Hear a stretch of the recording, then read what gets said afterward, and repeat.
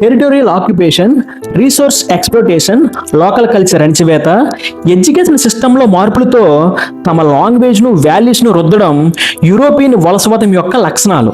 అయితే అమెరికా తన ప్రత్యక్ష పాలన లేకుండానే కొత్త తరహా వలసవాదాన్ని ప్రపంచంపై రుద్దుతోంది. Economic, technological, cultural, sanctions, wars and tariffs వంటి వాటి ద్వారా అది అనేక దేశాలను కంట్రోల్ చేయగలుగుతుంది. అమెరికా వలసవాదంలో అత్యంత శక్తివంతమైన సాధనం డాలర్ ఆధిపత్యం. డాలర్ను ప్రపంచ కరెన్సీగా నిలబెట్టి దాదాపుగా అన్ని దేశాలను తన ఎకానమీపై ఆధారపడేలా అమెరికా చేసుకుంది. ఐఎంఎఫ్ వంటి వాటి ద్వారా రుణాల వల విసిరి అనేక దేశాలను తన చెప్పు చేతుల్లో పెట్టుకుంటుంది. ఐఎంఎఫ్ ఎకానమిక్ ఫాల్సెస్ వల్ల లాటిన్ అమెరికా దేశాలు అప్పుల్లో కూరుకుపోతున్నాయి.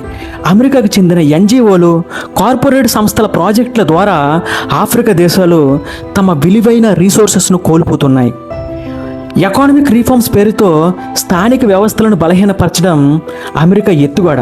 తద్వారా ప్రత్యక్ష ఆక్రమణ లేకుండానే ఒక దేశాన్ని అది తన ఆధీనంలోకి తెచ్చుకుంటుంది. ప్రస్తుత డిజిటల్ యుగంలో టెక్నాలజీ ఒక విపణిగా మారింది. ప్రపంచ డేటా ప్రవాహాన్ని కంట్రోల్ చేయగలిగే బడా టెక్ సంస్థల ద్వారా అభివృద్ధి చెందుతున్న దేశాలు టెక్నాలజీ పరంగా తనపై డిపెండ్ అయ్యేలా అమెరికా చేసుకుంటుంది. దేశాల ఎకనామిక్ డెవలప్మెంట్కి డేటా ఇప్పుడు కొత్త ఇంధనంగా మారింది.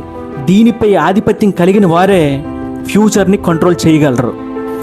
ఏషియన్ కంట్రీస్ కూడా అమెరికా టెక్నాలజీపై డిపెండ్ అవుతున్నాయి.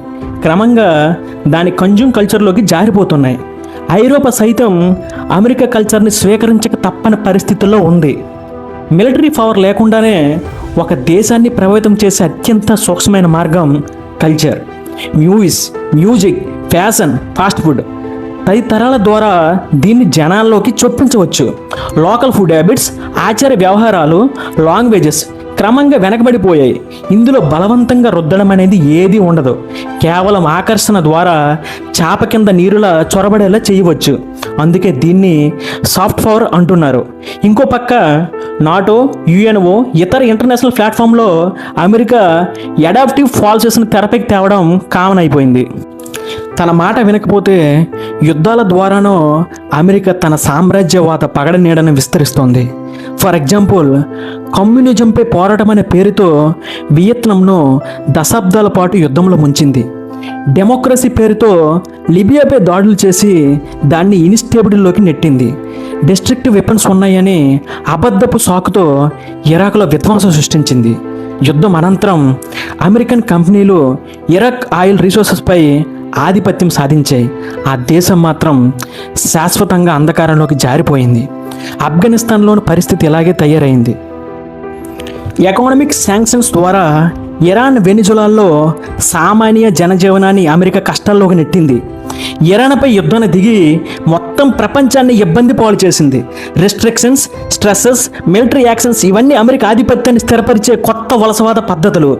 టారిఫ్లను ఎకనామిక్ వెపన్స్గా మార్చుకొని వరల్డ్ ట్రేడ్ను అమెరికా కంట్రోల్ చేస్తుంది. ఇండియా, చైనా వంటి దేశాలపై టారిఫ్లను విధించడం ద్వారా అమెరికా తన మార్కెట్ను రక్షించుకుంటూ ఇతర దేశాలను బలహీనపరుస్తుంది.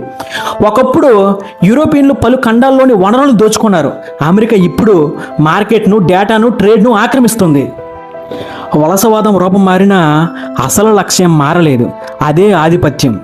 అమెరికా అగాత్యాలను ఖండించి తమ కల్చర్ని, ఫైనాన్షియల్ ఫ్రీడమ్ని కాపాడుకోవాలా, లేదంటే అగ్రరాజ్య వలసవాదానికి లొంగిపోవాలన్నది ఇప్పుడు ప్రపంచ దేశాల ముందున్న పెద్ద సవాళ్ళు. వీటికి సమాధానాలు ఆయా దేశాలు తీసుకునే నిర్ణయాలపై ఆధారపడి ఉంటాయి.